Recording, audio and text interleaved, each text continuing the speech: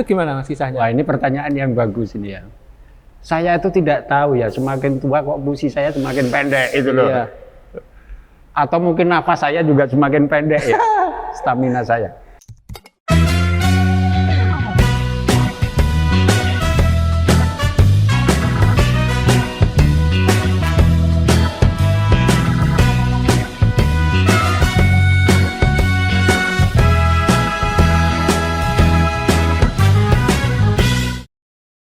Ya, kita lanjutkan lagi obrolan kita dengan Mas Joko Pinurbo. Kita ambil kopi ini ya, kita ada puisinya Mas Joko Pinurbo, Surat Kopi. Ini terbitan Grasindo dan ini kumpulan puisi tahun 2012 sampai 2014. Nah, ini sudah ada tema puisi. Lanjut Mas, yang tadi kita ngobrolnya tadi yang Ya, tentang saya ngopi dulu ya. ngopi dulu. Ya. Oke, kita lanjut. Ya, tadi kan belum ada terbitan buku. Betul. Nah, artinya Mas Joko belum menerbitkan buku. Setahu saya, Mas Joko itu menerbitkan buku mungkin tahun 1999 ya. Betul. Nah, saya agak lupa. Nah, itu itu baru indie, terbitan indie atau gimana? Terbitan indie itu. Itu terbitan indie. Terbitan indie. Mungkin bisa cerita ya, inisiatif atau keinginan untuk menerbitkan itu apa argumentasinya, apa alasannya itu? Ya, sebelum saya menerbitkan buku puisi perdana saya, Ya. sebetulnya saya pernah mencoba mengirim naskah ke beberapa penerbit, ketiga penerbit lah, tapi semuanya menolak. Wah, waktu itu saya merasa saya ternyata tidak berbakat menjadi penyair, saya sempat begitu. Ya. Nah, untungnya Ya. setelah Orde Baru itu berakhir, lalu muncul era reformasi, Ya. IKP itu punya proyek yang namanya Adikarya IKP. Ada Yayasan Adikarya IKP yang pada awal reformasi ingin memberi subsidi kepada penerbit-penerbit kecil yang mungkin tidak punya dana untuk menerbitkan karya-karya sastra bermutu. Saya sebetulnya tidak tahu menahu tentang itu, tetapi bersyukurlah saya ada teman lama yang tampaknya masih melihat bahwa saya berbakat menjadi penyair. Lalu teman itu punya lembaga penerbitan, sedang merintis lembaga penerbitan namanya Indonesia Tera. Nah, itu Mbak Rosa Dorothea Rosa Edriani pengelolanya. Nah, Dorothea mengontak saya, kamu kan punya puisi-puisi bagus, aku ingat itu. Nah, bisa nggak naskah-naskah itu dikumpulkan, lalu akan coba diajukan ke Yayasan Adikarya IKP. Memang tidak ada janji bisa terbit, bisa lolos, tapi dicobalah.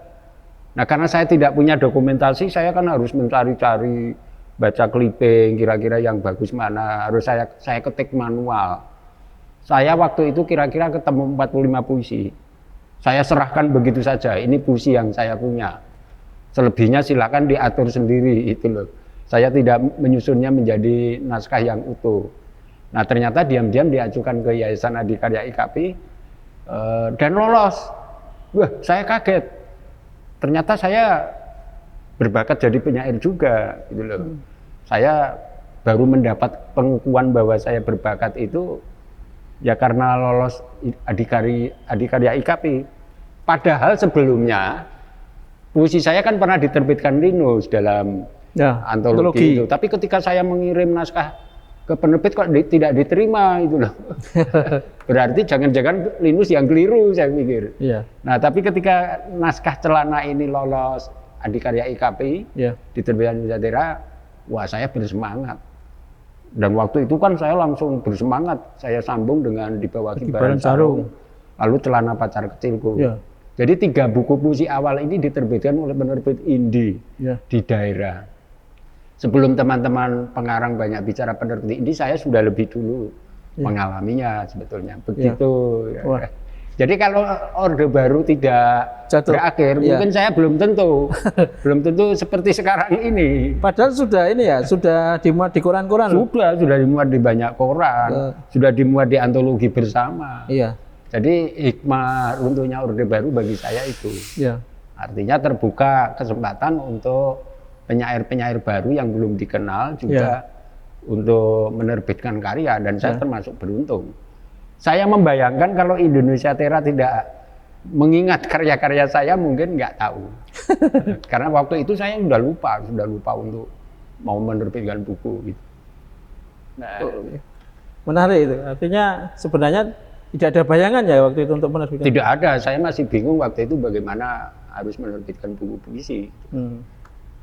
Saya ingat soalnya waktu itu saya suka sekali dengan puisi di bawah kibaran sarung itu. Ya, itu tahun 2001. Iya. Jadi tahun 99 itu Iya.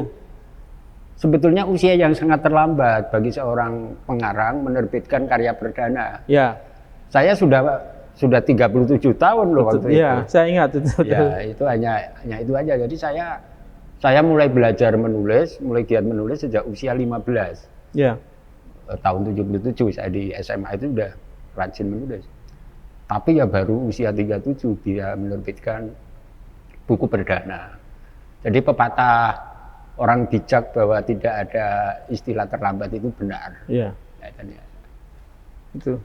Itu berarti momen juga buat Mas Joko kemudian memutuskan untuk terus aktif atau terus memilih jadi penulis itu ya. Ya, karena celana ini kan ternyata mendapat sambutan yang meriah lah di mana-mana karena dibilang tidak lazim. Ya. Ada buku puisi kok judulnya celana. Ya. Bahkan buku puisi ini pernah tersesat di toko buku karena ditaruh di kelompok buku-buku fashion gitu loh.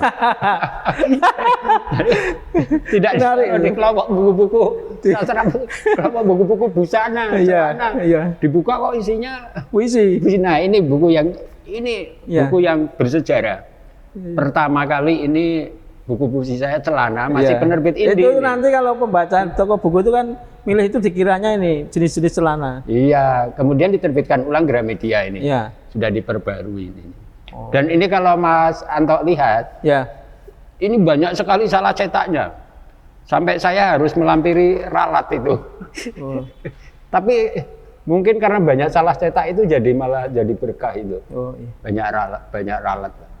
Di sini saya sebetulnya menyiapkan lembaran tersendiri ralat itu.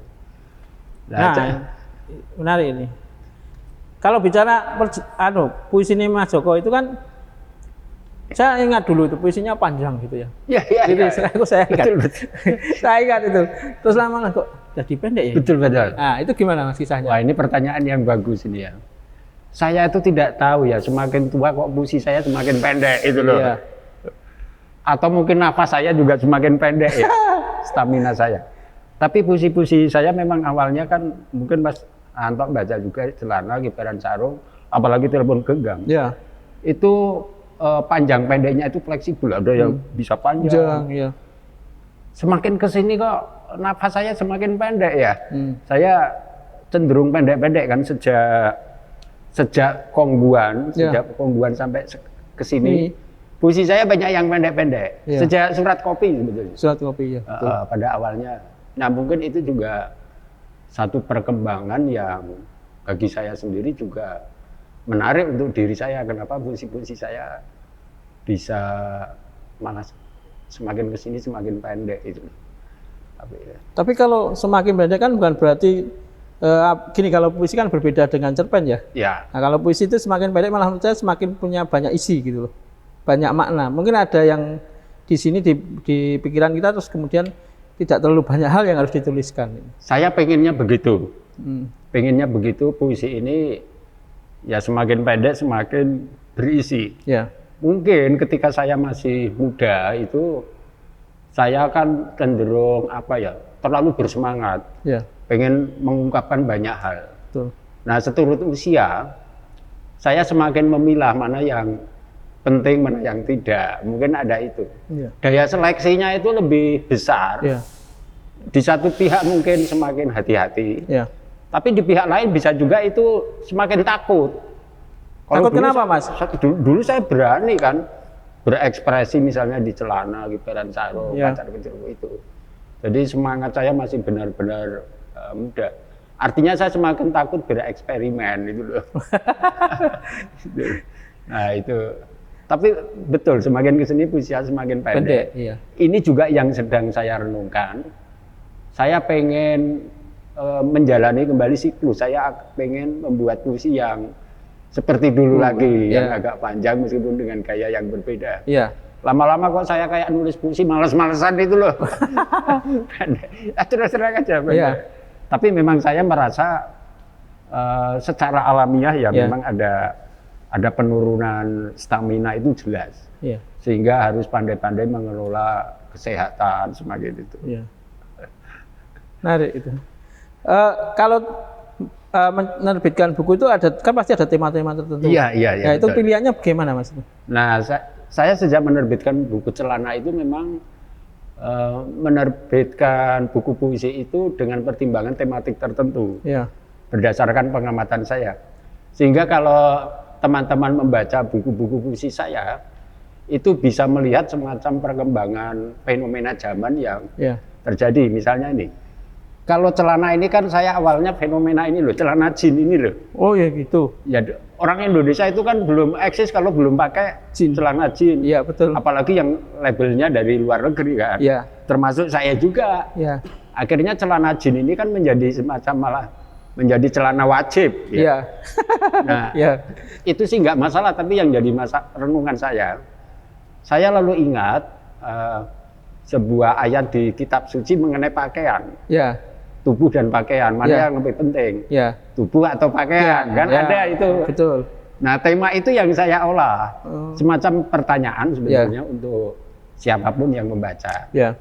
Mana yang lebih substansial dalam hidup ini? Iya. Isi atau bungkus, kira-kira begitu. Betul. Nah, ini celana, kibaran sarung, dan pacar kecilku begitu. Nah, lalu berikutnya, awal tahun 2000-an kan kita mulai kemasukan HP, handphone. Nah, dan ternyata itu mengubah gaya dan pola hidup masyarakat dalam hal berkomunikasi. Nah, saya mencatat, mendeskripsikan kegagapan masyarakat Indonesia dengan munculnya handphone ini lewat buku puisi telepon genggam. Ya. Jadi perkembangannya begitu. Kalau orang membaca puisi-puisi ini bisa membayangkan perilaku masyarakat Indonesia setelah masuknya HP itu bagaimana. Ternyata memang banyak berubah. Nah, setelah telepon genggam ini kopi. Jadi ini tahun 2012 sampai 2014. Latar belakangnya waktu itu kan di mana-mana muncul kedai kopi. Kafe Kafe kopi itu menjadi sangat memasyarakat dan banyak penggemarnya. Nah, saya lalu berpikir tampaknya minum kopi ini bisa menjadi ritual bagi masyarakat Indonesia. Ritual dalam pengertian positif. Bisa untuk relaksasi, ajang komunikasi, tapi juga ajang pergaulan yang mungkin bisa membuat kita terhindar dari sifat brutal, sifat sifat destruktif. Jadi kopi ini sebetulnya bisa melerai, mendamaikan. Kalau kita minum kopi bareng kan rasanya santai. Nah, saya sebetulnya pengen itu, pengen menghidupkan kembali budaya budaya saling menyelaraskan hati seperti yang dikenal di masyarakat Jogja misalnya, lewat kopi. Nah, tetapi yang unik dari buku puisi ini kan semua awalnya dari postingan saya di Twitter. Oh gitu ya. Saya kan pernah punya akun Twitter sampai sekarang punya tapi nggak aktif lah. Yang isinya itu sebetulnya tidak saya maksudkan sebagai puisi. Hanya quote-quote pendek. Setelah terkumpul banyak, wah ini menarik juga dibukukan. Saya kumpulkan, saya seleksi, saya sunting dikit-dikit jadilah ini. Ternyata ini malah laris gitu. Nah, begitu kalau surat kopi ini. Jadi ada latar belakangnya. Yang berikutnya. Nah, contoh lain ini misalnya kongguan. Kongguan itu sangat menarik itu. Nah, ini kongguan populer. Kongguan ini kan Itu kan sebenarnya kayak roti ya itu. Iya, roti Kaleng Kongguan ini kan. Nah, latar belakang puisi-puisi Kongguan itu ketika kita dilanda banyak konflik, Ya. mengatasnamakan agama, Ya. maka muncullah tema toleransi. Ya. Nah, saya menggunakan Kongguan ini untuk Ya. mengolah tema itu. Ya. Misalnya, saya ingat dalam setiap hari raya Idul Fitri, hari raya apapun kan Kaleng Kongguan ini selalu Ya. hadir. Ya. Dan banyak anekdot tentang Kaleng Kongguan. Kalengnya Kongguan, isinya ini Rengginang. Misalnya itu. Ya. Terus Gus Dur juga pernah bikin candaan Ya. mengenai agama ke-6, agama Ya. apa? Kong. Nah, hadirin menjawabnya Konghucu. Bukan, ada Kong satu lagi, Kongguan. Jadi saya ini berutang budi kepada Gus Dur untuk Iya. ini. Iya. Karena Gus Dur kan ikon mengenai toleransi Ya. juga. Ya. Nah, ini contoh Kongguan itu ada konteks sosialnya Ya. juga. Itu kalau lebaran itu kan kalengnya Kongguan. Isinya Rengginang. rengginang. Terus ditanyakan, itu kok bapaknya nggak ada? Nah, ini saya juga bicara mengenai sosok bapaknya. Ya. Nah, mengenai misteri sosok bapak, Ya. nanti kita bisa bicara mengenai cerpen saya tentang Kongguan. Ya. Nah, misterinya bagaimana itu? Ya. Oke. Yang tidak bisa saya tuliskan dalam bentuk puisi. Ya. Ya. Terus habis Kongguan ini, masa pandemi kan saya itu banyak menulis puisi. Ya. Saya menghasilkan Gimana, Mas?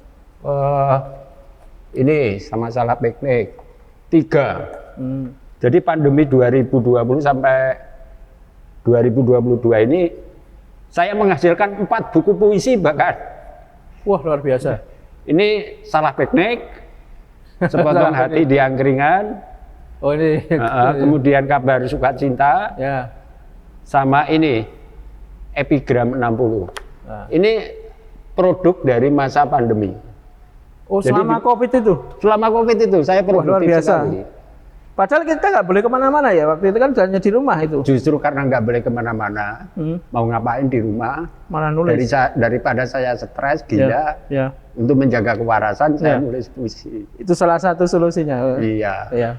Dan ini banyak berkaitan dengan situasi kemanusiaan pada masa pandemi. Ya. Jadi kalau dipetakan kan enak sebetulnya mau mengikuti karya-karya saya. Ya. Latar belakang tematiknya itu gampang dilacak. Iya. Oke, Mas Joko, terima kasih. Kita sambung nanti ke sesi ketiga. Sahabat Bentara, ini sesi kedua kita akhiri dulu. Nanti kita sambung ke sesi ketiga. Mas Joko nanti kembali lagi ke prosa. Setelah di awal prosa, kemudian puisi lama sekali, balik lagi ke prosa. Sekian dulu untuk sesi kedua. Nanti kita kembali ke sesi ketiga. Terima kasih. Ya. Saya penasaran kalau saya nulis prosa bisa laku nggak ya? Awalnya gitu. Ya. Makanya saya juga menerbitkan beberapa cerpen di Kompas. Ya. Dan honornya lumayan. honor satu cerpen itu setara dengan royalti mungkin satu buku puisi setahun itu. Iya, iya.